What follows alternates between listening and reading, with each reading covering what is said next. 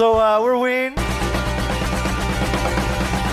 Hello everybody, and welcome to the Ween Iceberg. If you like the band Ween and learning new information, then you've come to the right place. Are people still into icebergs, or are they already outdated? I don't know, but what I do know is that it's always fun to learn obscure and interesting trivia about a topic, and that's pretty much what an iceberg is. In case you aren't familiar with the format, it's basically a list of facts and fun tidbits that start at the tip of the iceberg with more well-known information, and gets more and more obscure the farther down you go. There are tons of icebergs that exist online that range from all types of media like video games and TV shows, but this iceberg is going to be covering one of the weirdest but best bands ever, Ween. I came across a lot of icebergs that were made about Ween, but I couldn't find any that were represented in video format. So for your viewing pleasure, I decided to make one. Is what I would say if one wasn't already released before I made my video.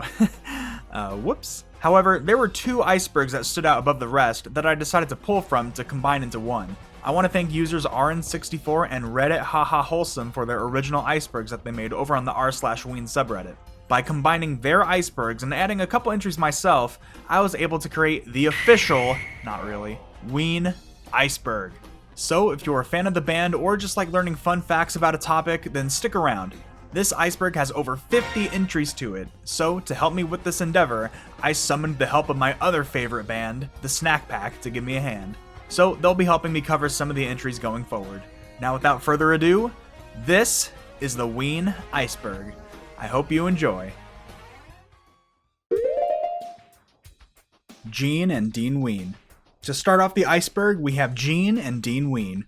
Gene Ween, real name being Aaron Freeman, is one of the two founding members of the band. He is featured on every Ween song and is responsible for providing guitar, vocals, and even the occasional megaphone throughout Ween's discography. While Aaron Freeman is a colossal figure in the band, every Simon has his Garfunkel, but this Garfunkel happens to be known as Dean Ween. Dean Ween is the second half and co-founder of Ween. Real name being Michael Melchiondo, he shares his roots of the band with Aaron Freeman. Both growing up in New Hope, Pennsylvania, they met while they were in the 8th grade and quickly became friends over their love of music. Before long, they were hanging out and jamming together, and well, the rest is history. Dean Ween is known for his amazing guitar playing, erratic solos, and the occasional singing.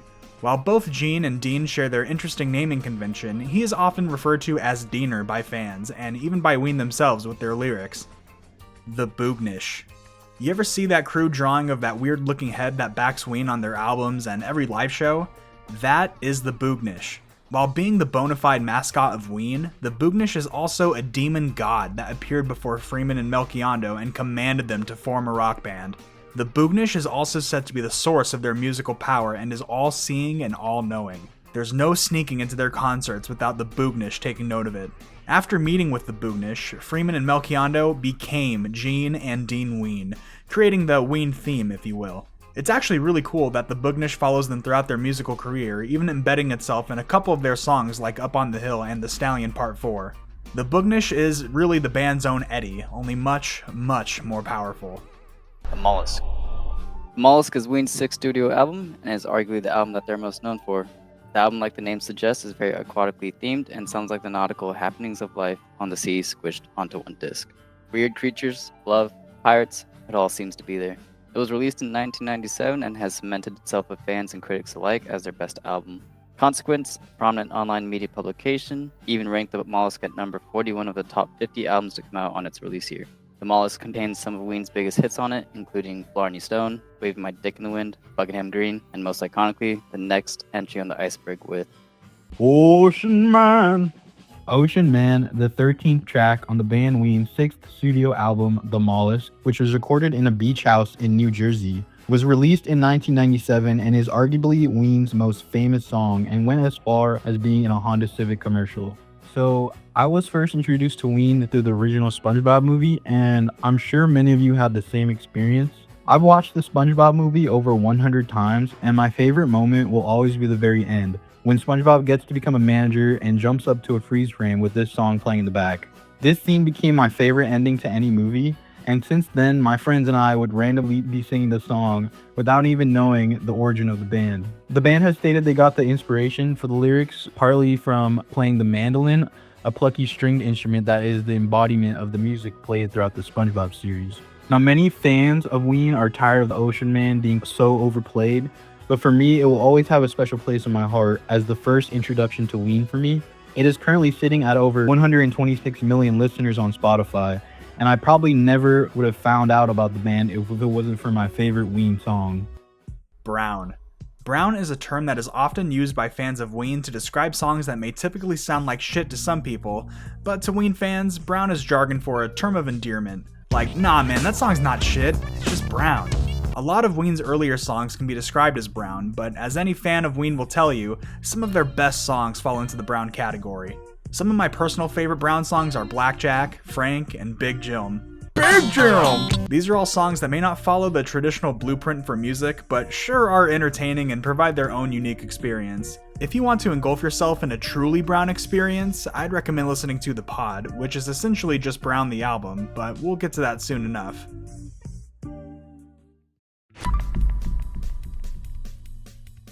SpongeBob is Nickelodeon's most famous and successful cartoon ever, starring the iconic yellow sponge and his friends having adventures in Bikini Bottom, and has currently ran for over 25 years. It was created by Steven Hillenburg in 1999, and though it may have submerged in quality over the years, SpongeBob still stands as one of the greatest cartoons of all time, at least in my opinion.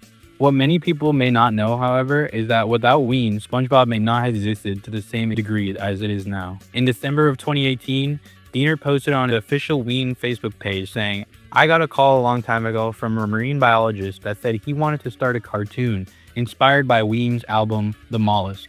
His name was Steven Hillenburg, and his idea was to create a Bugs Bunny type cartoon on the bottom of the ocean floor. The show went on to become the best cartoon of 2 generations. Unfortunately, in November of 2018, Steven Hillenburg would sadly pass away from ALS. SpongeBob has fallen into the hearts of so many people over the years, and has clearly had an effect on Ween as well. Over the years, it seems like Hillenburg and Ween have maintained an amicable relationship with each other. SpongeBob even has a Ween reference in the show. In season 1 episode titled Sleepy Time, SpongeBob says a line to Gary which directly references the lyrics to The Mollusk. Mind your wandering eye, you little mollusk. The mollusk lingers with its wandering eye. Ween even made an original song for SpongeBob, which Diener references in the Facebook post. This song will tie us into the next entry, being Loop-de-Loop. Loop-de-Loop is an original song by Ween that was made for SpongeBob SquarePants and appears in the episode Your Shoes Untied in Season 2.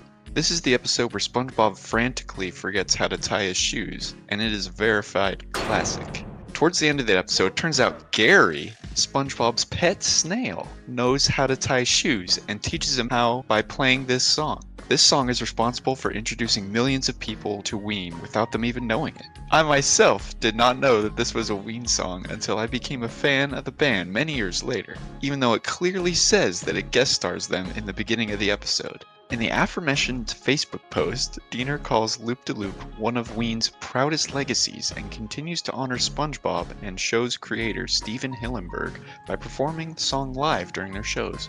Loop-de-Loop rivals Ween's other songs in its audience reaction, which is always loud and exciting. It makes people reminisce about the good times in their childhood back when things were simpler.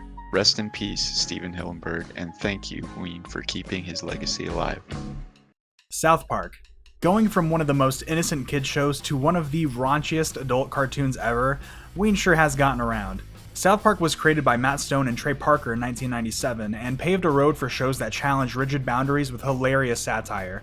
Much like with Loop-de-Loop, Ween made their debut in South Park in the season 2 episode Chef Aid. In this episode, the kids have to help their school lunch chef with legal trouble over an evil record label and plagiarism. So they decide to hold a huge concert to raise money for Chef called Chef Aid. This episode actually features several famous musical guests like Elton John, Ozzy Osbourne, and Primus. Coming along with the star-studded roster of bands, Ween appears to show their support for one of their favorite inspirations and are even voiced by Aaron Freeman and Michael Melchiondo. Though when they go on to play, they can't actually remember if they know Chef or not. Chef was the guy who told us to do a country album. No, dude, that was Steve's idea. Oh, then who's Chef? I don't know, dude. I thought you knew him. Oh, well. Anyways, here's our song! The connection between South Park and Ween goes even deeper beyond the show. Over the years, Trey Parker and Matt Stone have collabed with Ween several times. They directed the music video for Ween's song Even If You Don't for their 7th studio album White Pepper, and even featured Ween as guests as recently as 2022 for South Park's 25th anniversary celebration. And just like with SpongeBob, Ween also made an original song for South Park, which is colorfully called The Rainbow. The Rainbow, also referred to as Homo Rainbow, is the song that Ween performed for Chef Aid and is about accepting yourself and not being afraid to show the world how different and awesome you are. It also appears on the official South Park album for Chef Aid. This is another song that Ween has continuously performed over the years live, and though it may not be as well known as Loop-De-Loop, it still stands as one of their best contributions to a collaborative project. In true South Park fashion, Ween also appears in the mockumentary Chef, Behind the Menu, where they and a plethora of other bands talk about showing their support for Chef and his dire need for help. I was completely repulsed that the industry would have such disrespect for such a great figure. Push the Little Daisies. Push the Little Daisies is one of the hit songs from Ween's third album, Pure Guava. This was also one of Ween's biggest first breakouts into the mainstream, and that is thanks in big part to its reception outside of the US and its music video. On top of that though, many people seem to enjoy the song because it sounds like Eric Cartman singing, going back to South Park for a sec, and the people who say that, yeah, they're totally right. Even though this is one of Ween's biggest and most successful songs, it comes off as a shock to find out that it was one of the easiest and quickest songs for them to make. Here's a clip from a podcast that Gene was on, WTF, with Mark Maron.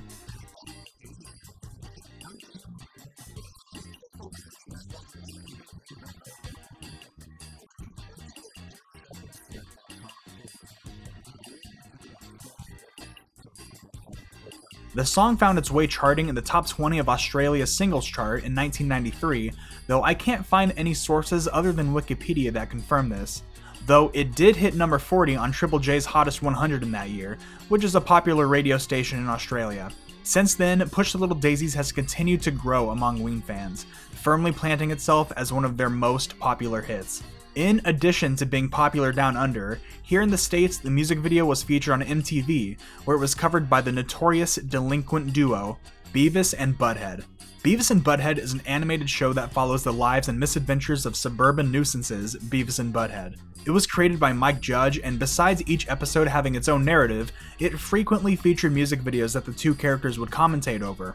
In the popular episode No Laughing Part 1, the two take a break from learning about sex ed to check out the music video to Push the Little Daisies, where they offer very insightful and prophetic commentary about Ween's promising career. These guys got no future. This is a classic Beavis and Butthead episode, and to see Ween make an appearance here makes it all the better. The music video itself is fantastic and captures the feeling of lazing around the house doing nothing, something that Beavis and Butthead can definitely relate to. It's funny realizing just how many iconic shows have featured Ween in one way or another. Though Beavis and Butthead is one of the best, it certainly is not the last. Dave Dreiwitz. Ween is much more than the two main frontmen, Gene and Diener, and this iceberg is going to go over several of the other members of the band, starting with the bassist, Dave Dreiwitz. Being born to musically inclined parents in 1966, Dreiwitz was around music his whole life and has played in several bands throughout his career. He is a multifaceted musician, and besides the bass, he can play the trumpet, drums, tuba, and even the prestigious cowbell. He joined Ween in 1997 and has played on every single one of the band's albums since then. Claude Coleman. Every band needs a prolific badass who exudes sexiness and garners mass aura during sets, and that badass takes on the form of Claude Coleman. Coleman has been Ween's drummer since 1994, and he has been part of every Ween album since Chocolate and Cheese. Though he was not involved in Ween's first 3 albums, he really brings the tracks to life in live performances thanks to his skills as a percussionist, since some of those albums were made with a drum machine rather than an acoustic set. In addition to playing with Ween, Coleman has also played in several other bands, including his own, Amandla.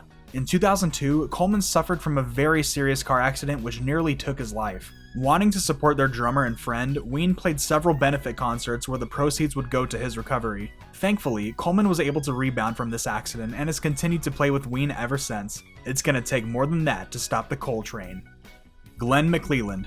One of the key members to Ween, Glenn McLeland serves as the band's resident keyboardist. McClellan joined the band in 1996, and according to a story from Diener's old blog, AskDiener.com, the two met by complete chance after sitting at a bar next to each other and just striking up a conversation about music. The two hit it off, went to Diener's studio to jam that night, and what they recorded ended up being the opening piano bit to Dancing in the Show Tonight, the Mollusks' opening song. What a crazy story. Imagine what the sound of certain Ween songs would be like if they'd never met. Thankfully, we get to hear McClellan's keyboard chops spicing up many Ween songs, and still get to see him whenever they play live. Scotchgard. Now it's time to get into some of the dirty stuff, and I'm not just talking about Brown. Scotchgard is in reference to Ween's second album, The Pod. Allegedly, when they were creating the album, they would frequently huff canisters of Scotchgard to get the creative juices flowing. This is even confirmed inside the album's liner, where it reads, "In the time that this album was completed, we filled up 3,600 hours of tape and inhaled 5 cans of Scotchgard." Andrew Earle's book, Gimme Indie Rock, 500 Essential Underground Rock Albums from 1981 to 1996, brings up Scotchgard while discussing the pod even further and says that the weird apparatus that's on the person's face on the album's cover is actually a quote, Scotchgard bong, and that the entire album was recorded while the duo was very high on the household laundry room's biggest killer of brain cells. I find it funny that one of Scotchgard's mottos is that it repels what you want to keep out and preserves what you want to keep in. Ween must have heard that motto and figured, well, if it works for cleaning, then it'll work for our album. That would explain why the pod is one of their more acquired tastes. Though this is a popular legend among Ween fans, it may have been a little exaggerated by Jeaner and Diener. Later in the same book, Earls would explain that the duo later came clean and stated that these claims were the most slimebag thing we could think of. They must have gotten tired of people taking them too seriously or for thinking that they should huff this shit themselves. Though, who can really blame people for believing them? After hearing songs that sound like this, what else would you think?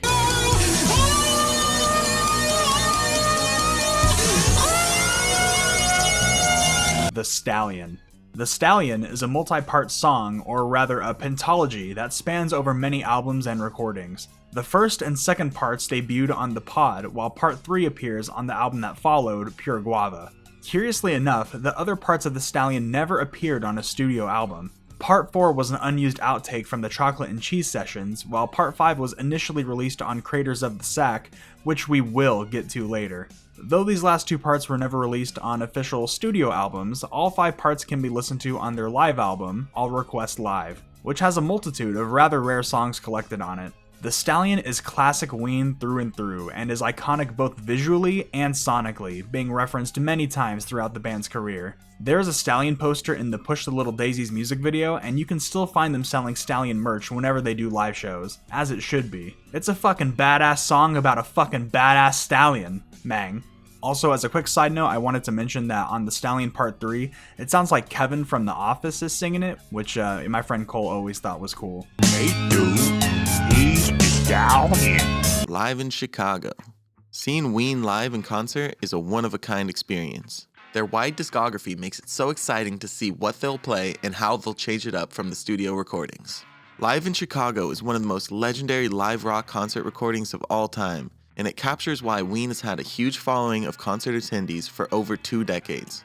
This recording has stood the test of time and has risen to a level that competes with other greats, such as Talking Heads' Stop Making Sense and Led Zeppelin's The Song Remains the Same. The concert took place in 2003 in the Vic Theater in Chicago, Illinois, a stage that has been previously graced by other talents such as David Bowie, Todd Rundgren, and The Replacements. In 2003, Ween was arguably in their prime by having just released one of their best performing albums, Quebec. The recording was released in 2004 as both a live album and a DVD concert film. Both are endlessly entertaining and highly recommended. Jeaner brings high energy performances throughout, and Diener nails solo after solo on his classic George Harrison painted Strat. They perform a great selection of songs from throughout their whole discography, including Mutilated Lips, Chocolate Town, and Big Jill. And they even pay homage to Led Zeppelin's All of My Love, which has to be one of the greatest covers of all time. The whole performance captures the full band in all of their glory, playing some of their best songs. The album can be found on streaming services, but I highly recommend checking out the video, which can be easily found on YouTube. The Pod album and namesake. Here's one that has already been mentioned before.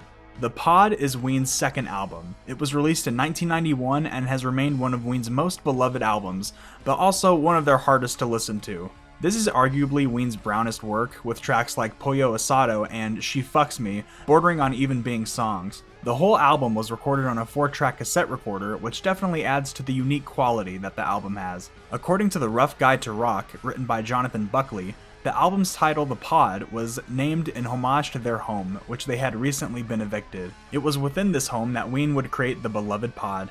Thankfully, they were able to finish recording before they were kicked out. Thinking back on it, the reason they were evicted was probably because of the other tenants hearing the shit that they were making. If my neighbors were constantly screaming about pork roll, egg, and cheese, I would be a little concerned too. A Tear for Eddie. A Tear for Eddie is an instrumental track that comes from the band's 4th album, Chocolate and Cheese. In tone, it clashes against many of the other songs that are on the album, and it becomes clear why once you start to understand what the song is about. A Tear for Eddie was written by Diener in honor of his favorite band and favorite guitar player, Eddie Hazel of Funkadelic. Hazel passed away during the production of Chocolate and Cheese, and he was one of Diener's biggest musical inspirations. In a New York Times article, Diener reminisces about the band, saying, "When I heard Maggot Brain, it was like, holy fuck, there's this whole other thing, and it's even better, and there's more of it, and I can go see it live, and there's 9 guitar players that are this good." So that was the hugest deal.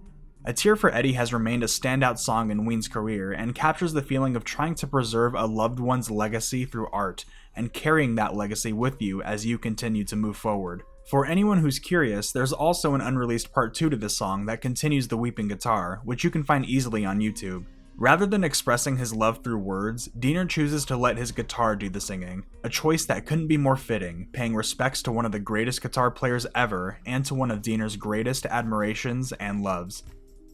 Ween name origin. The origin of the band's name is shrouded in deep mystery. It is only when you dive deep into the lore of Booknish that you will come to find out that the name Ween is actually the name of an ancient and obscure tavern that resided in the walls of Babylon, where Mesopotamian travelers would trade goods and wares in exchange for safe passage through the Night's Watchman. Or it's just a combination of the words wuss and penis. Basically, it's a combination of the word wuss and penis. It was like Ween. However, Ween themselves have gone on record saying that the name is really just a fun word and doesn't have any significant meaning. But I'll let you decide. I don't even hear the word anymore. There's it's just Ween. nothing It's just behind like, it at all. It's just Ween. Mean Ween. Mean Ween, much like Gene and Dean, was the fictional name given to the original bassist and longtime friend of the band, Christopher Cribber Williams. Williams first played with Ween in their very early days, but continued to provide backing vocals on some of their later work like Chocolate and Cheese and The Mollusk. Mean Ween is often mistaken as their current bassist, Dave Drywitz, and Andrew Weiss, who produced the band and also previously played bass. Yeah, I can see where the confusion comes in.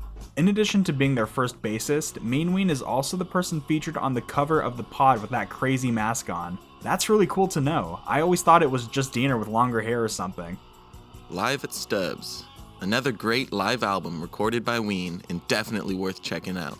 Recorded in 2000 in Austin, Texas, at barbecue restaurant turned music venue Stubbs. The album was released in 2003 and includes almost 3 hours of music. It features a wide variety of Ween classics and unreleased deep cuts alike. Additionally, a badass cover of Van Halen's Hot for Teacher, where of course Diener nails the solo.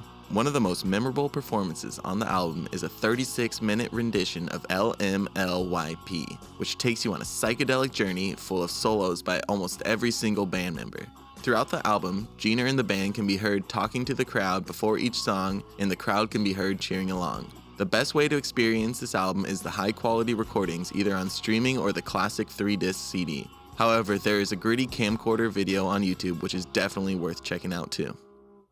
12 Golden Country Greats is the band's venture to some good old country with this 5th studio album. The cover sets the tone of the album perfectly and captures the sense of Western Americana, only for the songs and lyrics to contrast it completely. The juxtaposition between the stoic man on the horse with the parental advisory sticker on the bottom is perfect.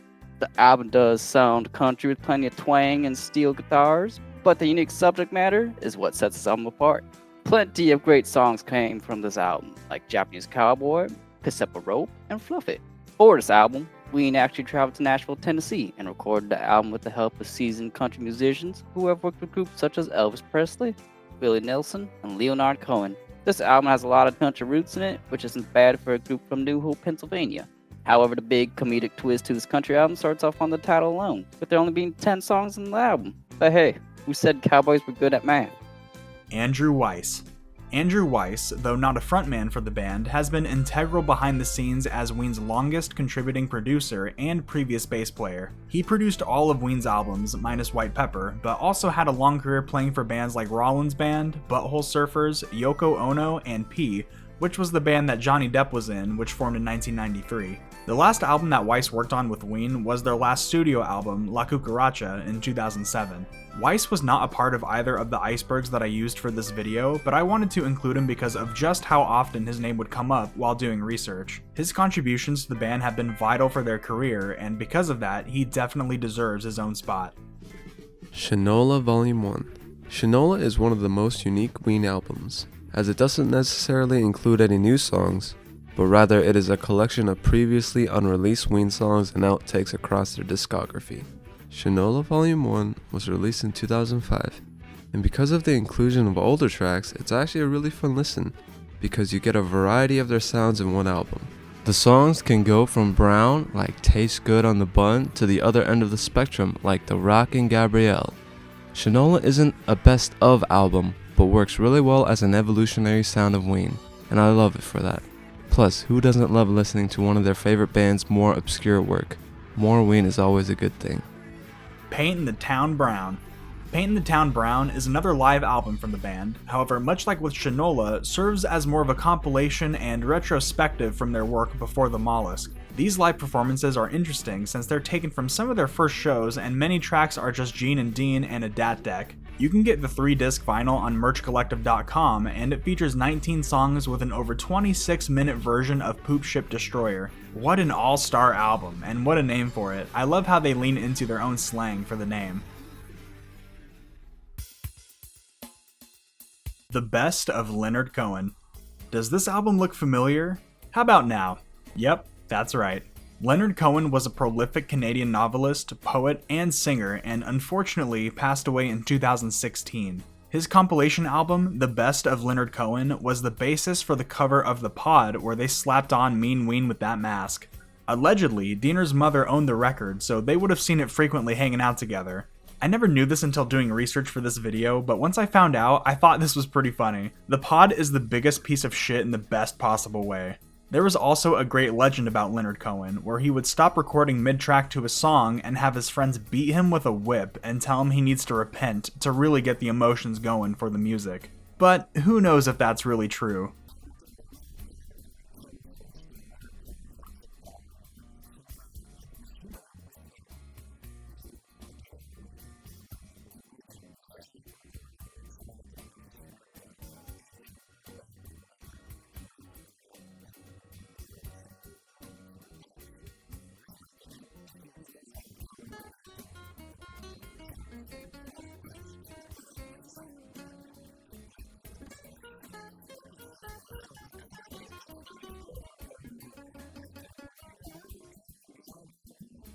...2012 breakup and 2016 reunion. After 25 years of bizarre brown bangers and musical masterpieces alike, Ween would come to a close in 2012. As the old adage goes, it takes two to tango, and as it turned out, Gene couldn't dance anymore. Looking into this topic, I found various accounts as to why Ween broke up. However, it seems like the most common one was that Aaron Freeman needed a break from the lifestyle that was being the frontman of one of the most cultish bands ever, and the heavy drugs and drinking that came with it. It seems like this came out as a shock to Ween fans everywhere, and even to Diener himself, who didn't expect to have to hang up the towel on his beloved band. However, in a Rolling Stone interview in 2012, Aaron Freeman states that, "My decision to leave Ween, however interpreted, was absolutely not made in haste. It's evolved over a decade's worth of internal and external struggle. Know that I am extremely proud of all that is Ween, and while Mickey and I are going our separate ways, I wish him only the best. I will always have nothing but love and respect for what we created together. Focusing on one's own mental health and making sacrifices to do so should not be taken lightly, and should be an important priority no matter the endeavor, whether it be personal, business, or both. It seems like this period for Ween would be one of self-reflection for both Gene and Dean, and in the end would be for the benefit of them and their audience, as in 2016 the band would get back together. For the first time in 4 years, the band would play live at the First Bank Center in Broomfield, Colorado to an absolutely explosive audience. The excitement in the air was palpable that night, and you can see it all over the audiences and band's faces. In the end, it seemed like the wait for Ween was worth it, just like it always is. 20 jazz funk greats. This is the third studio album by the British industrial band Throb and Gristle, and released in late 1979. What in the Captain and Tennille is this Carpenter's ass album cover? Judging from the picture, you would expect this to be an easygoing listen. However, that couldn't be any further from the truth. The album cover photo was taken at a location called Beachy Head in England, which is an infamous and grimly popular suicide spot. Holy crap, okay. But things get even crazier the moment you start listening to the songs. The juxtaposition between the sound and look of the album couldn't be any more different.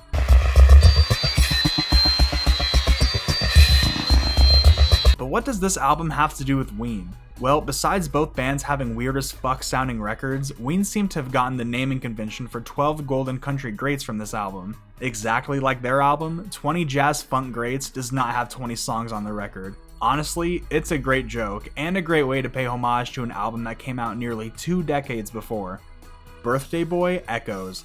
At the beginning and very end of the song Birthday Boy off the God Ween Satan album, the song Echoes by Pink Floyd can be heard. This is because when originally recording Birthday Boy and several other songs for the album, they would record over other tapes that they had to other songs. So the little snippets of echoes that played before and after Birthday Boy made it into the final album. I think on the first record, after Birthday Boy ends, you can hear a Floyd bootleg comes in for 3 seconds that we taped over.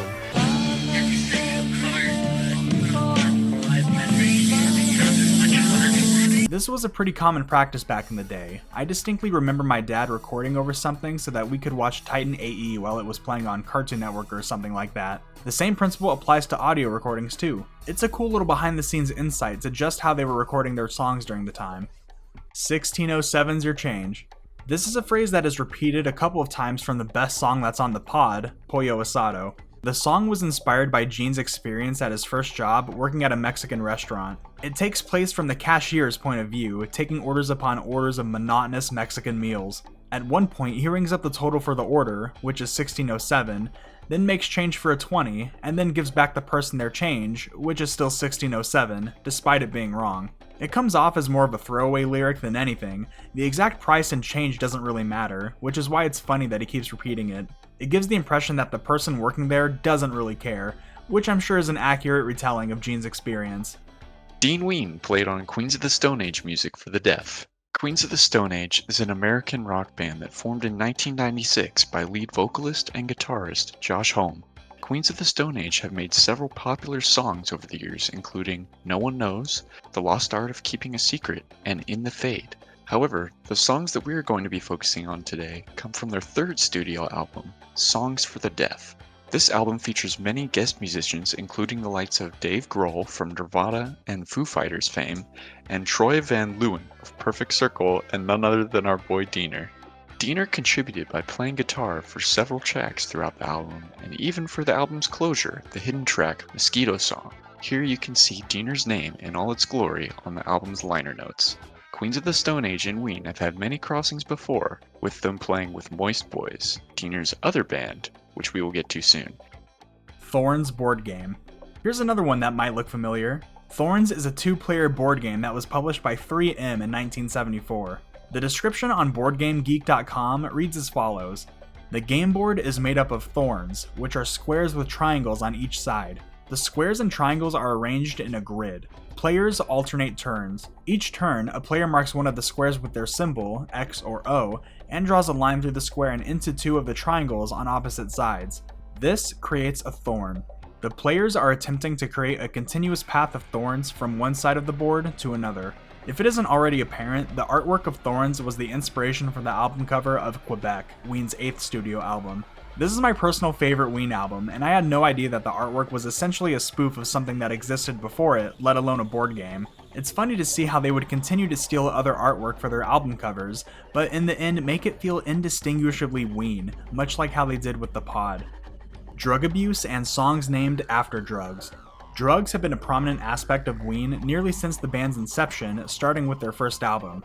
Across their discography, there have been a multitude of songs about and named after drugs. Bananas and Blow, Zoloft, Junkie Boy, and who could forget Mushroom Festival in Hell, which gives you the experience of what it would actually sound like at a mushroom festival in hell.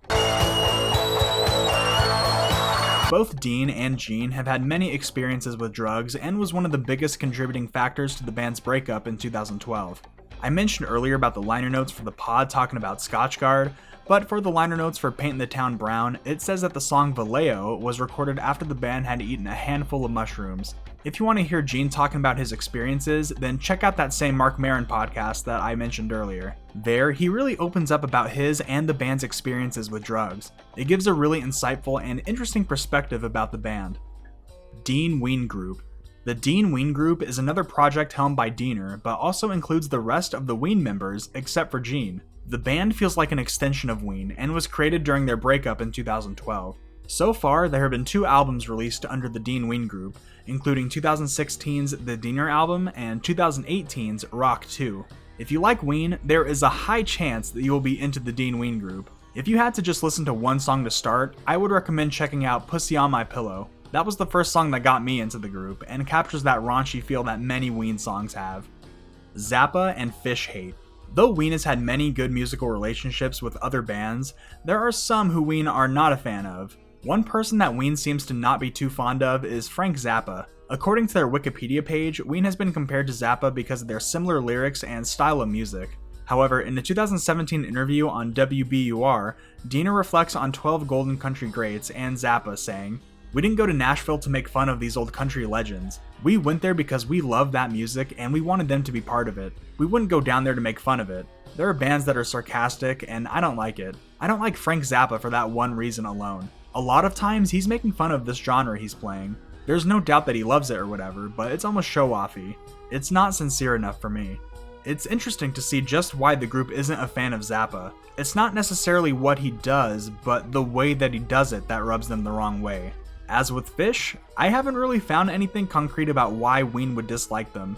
Actually, while researching this topic, I found that the hate may not actually be towards Fish, but their fans. Fish have covered Roses Are Free, and thus have introduced many people to Ween over the years. In the Facebook group Ween Appreciation Society, when people were posting about hating Fish, Diener had this to say: "Fish are in this for the right reasons, and will be around long after you quit whining about your dislike for them. Dudes that go and play and spend our lives on our crafts, we're all in it together." It seems like Fish and Ween fans have a lot of overlap, and a lot of disdain for each other for whatever reason, but as far as I can tell, Ween and Fish have never been at odds. Also, it would be weird for Fish to cover Roses Are Free so well if they didn't like Ween at all, but that's just me. Shinola Volume 2 is one of the biggest copes that the Ween fanbase currently has. Shinola Volume 1, as I mentioned, is a collection of outtakes over the band's years of playing, and Shinola Volume 2 currently does not exist. But it's great that Ween fans want a second installment of outtakes and rare songs compiled on one album. I definitely do not blame Ween fans for wanting this, it would be awesome. However, I don't think that it will happen anytime soon, though that it's not because of a lack of content, as we will see later. Considering Ween's catalog of unreleased hits, it's definitely a possibility. Ask the Dragon Ween Remix. In 1970, Yoko Ono would single-handedly break up the best band to ever exist. The Beatles were like the 4 horsemen of the apocalypse, strong and inevitable, but even they couldn't see the power that a cute Japanese girl would have on 4 white guys. But in 1995, Yoko Ono would redeem herself by releasing her album, Rising. The following year, her son, Sean Lennon of the Plastic Ono Band, would reach out to Ween to do a remix of a song on the album, Ask the Dragon. The song originally is about Ono asking about the nature of certain animals. The lineup consists of monkeys, tigers, dragons, but was missing one crucial member of the animal kingdom, the stallion, mang. The remix itself is what you would expect of a Ween song, with crazy effects and voice modifiers, with the repeating phrase, "I am the stallion," hovering over the track. It's crazy to think that Ween has a crossover with one of the most infamous figures in rock and roll history, but Ween seems to have a presence that goes across the universe. Baby Diener. I can't find much background behind this entry, but I'm pretty sure that Baby Diener is referring to this. Just wow. This mask was at the very least used by Diener when playing with the Dean Ween group. There is a post on Facebook where he says, "Most disturbing Halloween mask ever manufactured. We started off with a theme from Channel 6 ABC's Action News with Angry Baby on vocals last night. In the background of this one picture, you can actually see a furry playing the guitar. That must have been a pretty fun night. I heard that they really raised the woof." Oh fuck, now what am I thinking? Freeman album. This was Gene's first album that he released after departing from Ween, going under his actual name, Aaron Freeman. The album, sharing Aaron's last name, is a collection of Rod McEwen cover songs that was released in 2014. It may sound weird hearing that this is essentially a tribute album, but Aaron Freeman brings his all for this, and his voice complements the style of music here really well. I have never heard of Rod McEwen before this video, but these songs can be enjoyed on Freeman without any prior knowledge. The song, "For a While I Couldn't Play My Guitar Like a Man," is probably my favorite off the album, but Black Bush and El Shaddai are up there as well. Also, the ending to the song, "Covert Discretion," is one of the best ends to a song I've ever heard. If you want more of Gene and his awesome voice, then this album is a must listen. El Camino, White Rabbit. This is one that I had no idea about until the making of this video, and after re-listening to a lot of Ween songs. In the middle of the song El Camino, from their first album, God, Ween, Satan, The Oneness, you can hear Gene sing the opening verse to the song White Rabbit by Jefferson Airplane. It is super distorted, but if you listen carefully, you can definitely make it out, and it might be the actual audio from the song as well. The trippy nature of White Rabbit fits perfectly with Ween's style, and it was super cool finding out that it was hidden on the track. Now that I've heard it, I literally cannot unhear it anytime I listen to the song.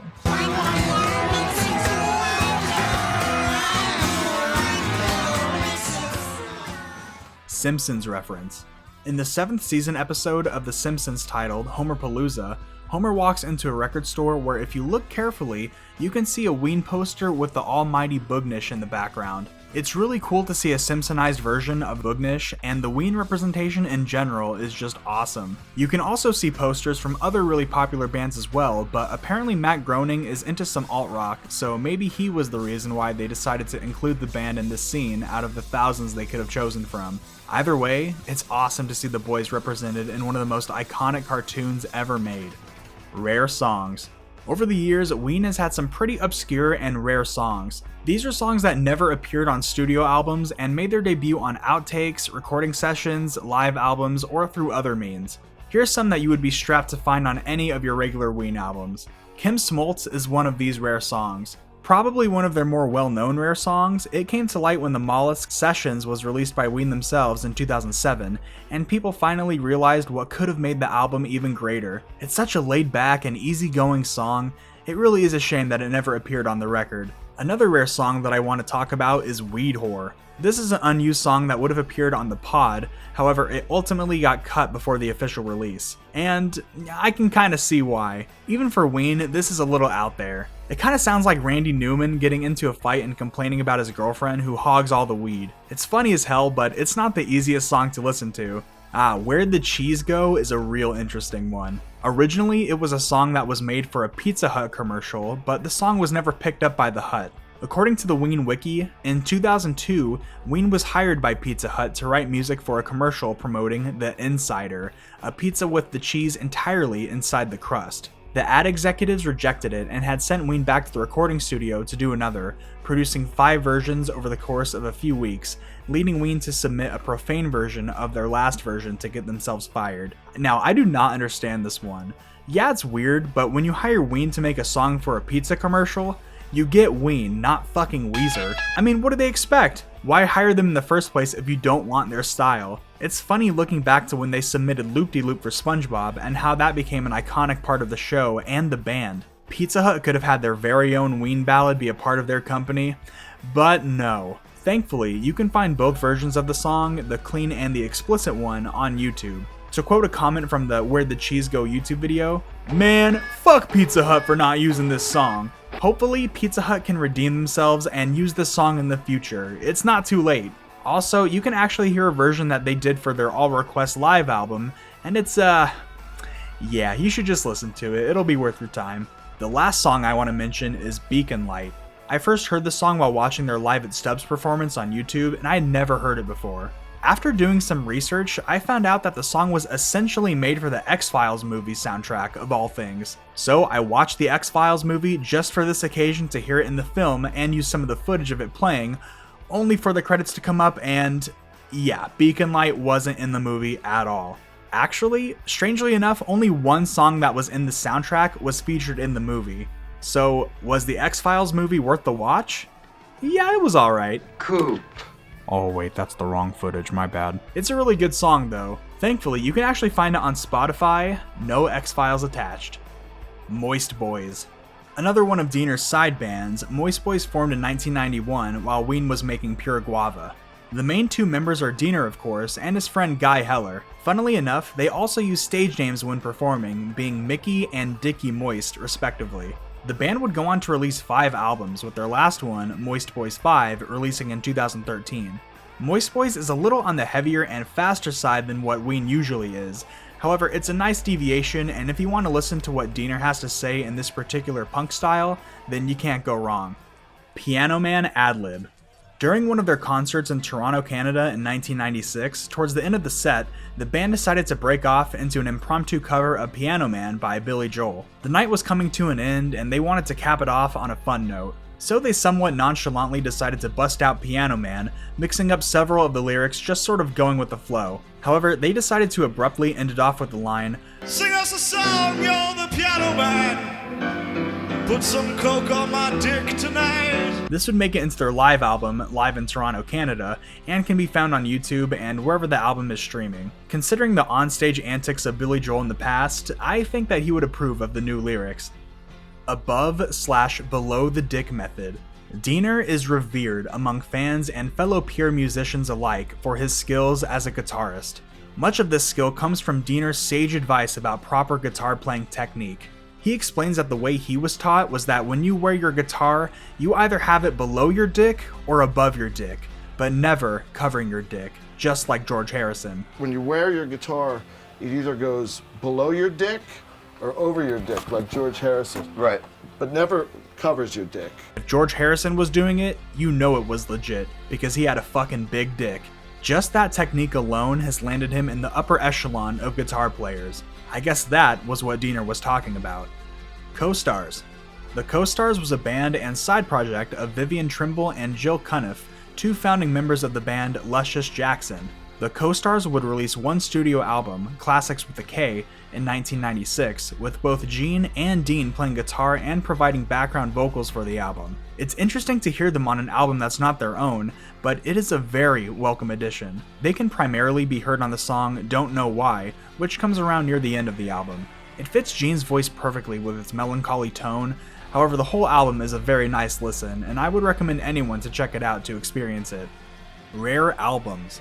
Just like with their rare songs, Ween has a catalog of rare albums as well that reside in the shadows of their more popular work.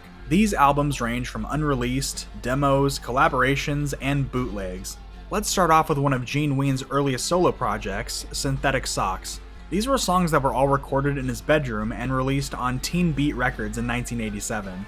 These were made after Ween formed, but is still so early on that Diener only makes sparse appearances on certain songs. Some of these songs can be found on YouTube and plants the seed of what many early Ween songs would sound like. One rare collaboration album that I want to look at is Z-Rock Hawaii.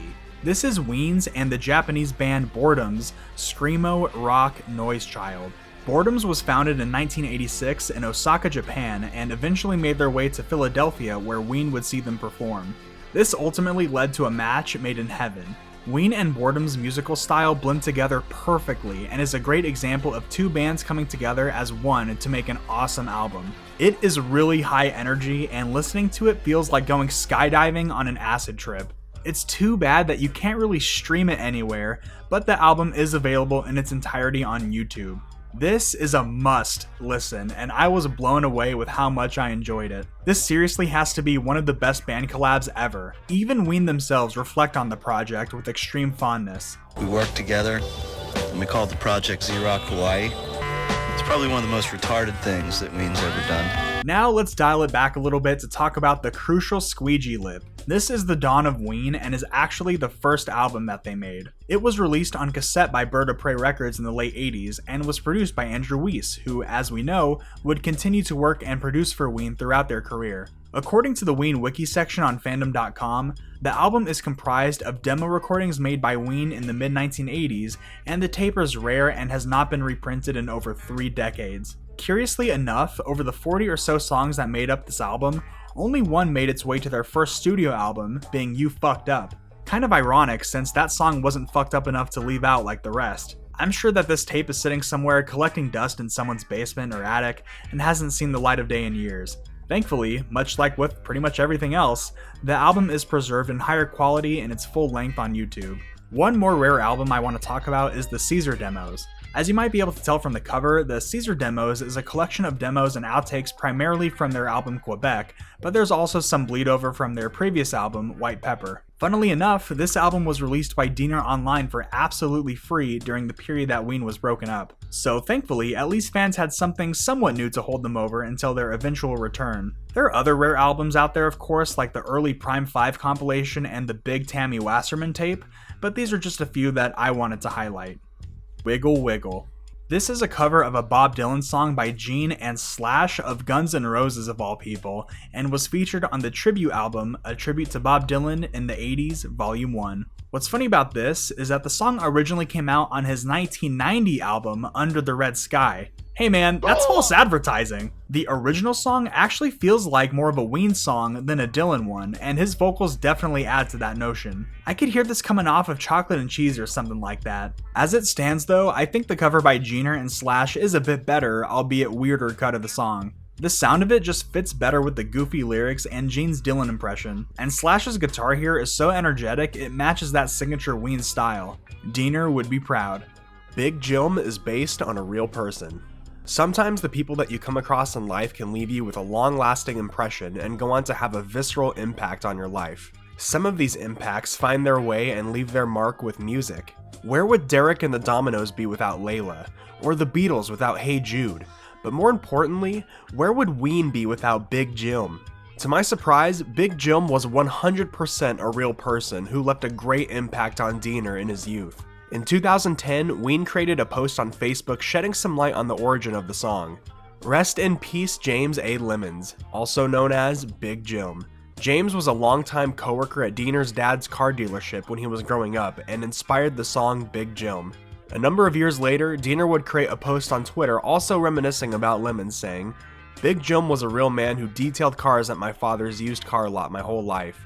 He passed away a while back, gentle giant of a man."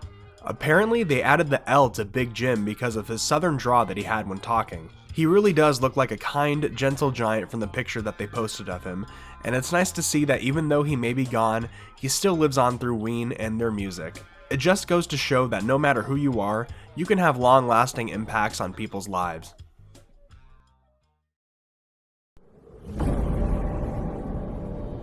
Craters of the Sack. Let's start off our final layer of the iceberg with the one, the only, Craters of the Sack. In 1999, Diener decided to drop a free album online for fans to enjoy. This album had tracks that never saw any official release up until that point and consisted of recordings from 1996 to 1999. Gene sheds a little bit of light behind the conception of Craters of the Sack in an interview he did in 1999. He says that Mickey posted that right after Elektra told us they were putting out the live record on their label. Craters of the Sack is just a bunch of outtakes and dumbass songs we never put on a record but are pretty awesome anyway. It's totally brown. There's some funny shit on there. This album would be given the illustrious name Craters of the Sack, and a gross close-up of Freddy Krueger's wrinkly, saggy head was chosen for the cover. Though the songs featured here never saw any official studio release at the time, some would later go on to be featured more prominently on Shinola like Big Fat Fuck and Monique the Freak. Leave It to Ween to shadow drop one of the coolest self-releases online for free. On the same page where Diener originally posted the album, he had this to say: On your desktop right now, you possess Ween's worst album of all time. It's called Craters of the Sack, and it was recorded between 1996 and 1999. Take this record, transfer it to cassette, and then shove it directly up your ass. Enjoy. Play the motherfucker loud. On that day, Diener gave everybody their assignment. Now, it's your turn to complete it. Erica Peterson's Flaming Crib Death. This is an even earlier album by Ween, releasing in 1986 on cassette only. The album cover has this really cool drawing of a freaking mantis eating this guy's head. This album feels very DIY and has a sort of early school project vibe to it. Everything is written by hand, and you know that it was made with drive and enthusiasm. You even have Mean Ween mentioned on the front along with the main two. That is how old this is. When you look at the track list, you can see that this is actually a precursor to what many people consider to be their first album, Crucial Squeegee Lip. I swear, how many first albums does this band have? D's Nuts.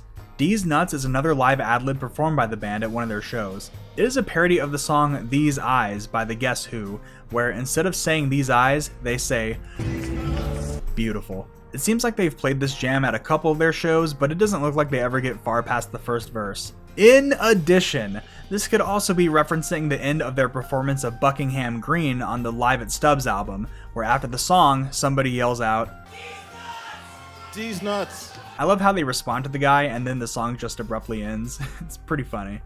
Diener's fishing website.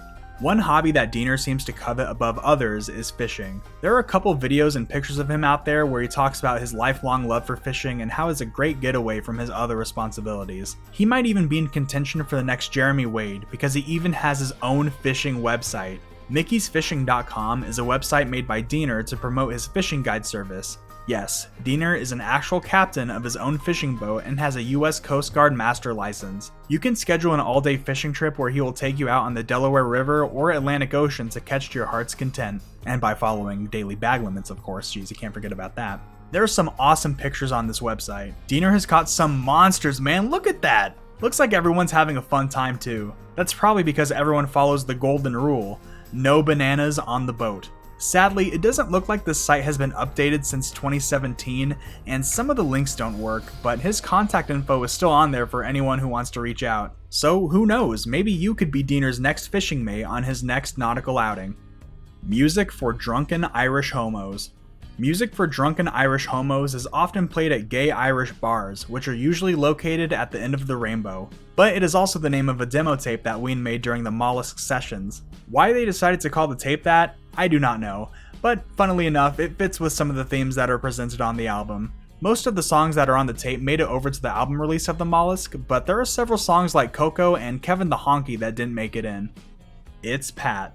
For the very last entry of our iceberg, we will be discussing one of the most bizarre pieces of media I have ever seen. It's Pat is a movie that was released in 1994. It was directed by Adam Bernstein and stars Julia Sweeney as the ambiguously androgynous main character, Pat. The film follows Pat in their everyday life as they try to make it in the world being challenged by everybody wanting to know if Pat is a guy or a girl, or a man or a miss like the theme song says.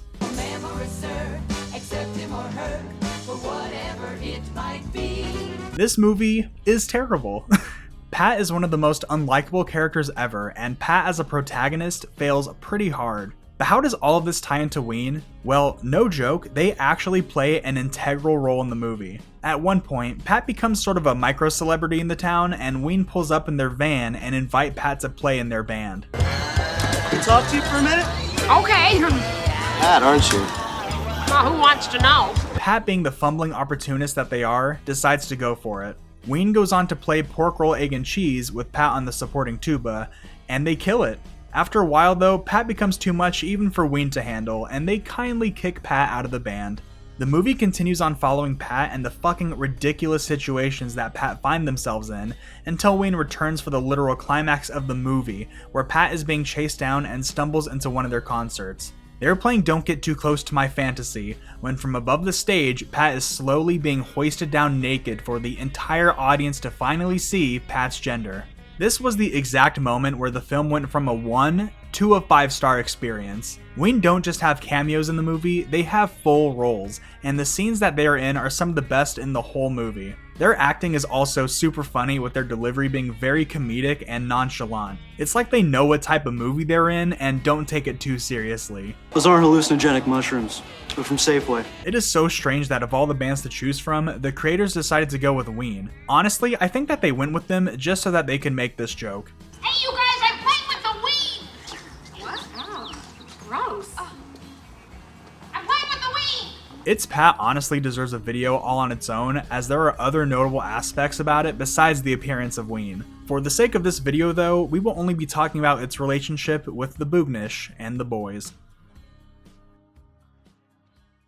And with that, that concludes the Ween Iceberg. Thank you so much for making it to the end of this video. I hope that you all had fun watching it and hopefully learned something new about this crazy brown band. This was a huge endeavor, and I know that I either missed some things or could have gone a little deeper into some of the subjects, so leave a comment and tell me something crazy that you know about Ween. I would love to read it. As of the posting of this video, Ween actually is on another hiatus with no explicit return date. It seems like Diener is going through some tough times and needs a break from the insane amounts of fame and fortune that comes with being in Ween. So hopefully he and the rest of the members of the band will be able to recuperate and come back together for some more amazing shows and hopefully another album. But I know that one thing is for certain: Ween will never die. The Boognish will outlive all of us and will go on to find its next host of rocking musicians. Until then, it will forever remain Ween. I want to give a big thank you to my friends who helped me with this video and by lending me their sexy as hell voices for this project. I know we're all really busy guys, so thank you very much for your time. You made this project all the more fun. I also wanted to take a moment to thank the Ween Wiki. Without that site, this video would have been much more difficult to research and was a great starting point for many of the entries. Here is a list of all my other sources as well, and they will all be linked in the description if you want to follow up on anything yourself. If you liked this video, I have another iceberg about talking heads which you may enjoy as well. So if that sounds interesting to you, I'll see you over there. But if not, I'll catch you all some other time. Thanks again, and remember to keep it Ween.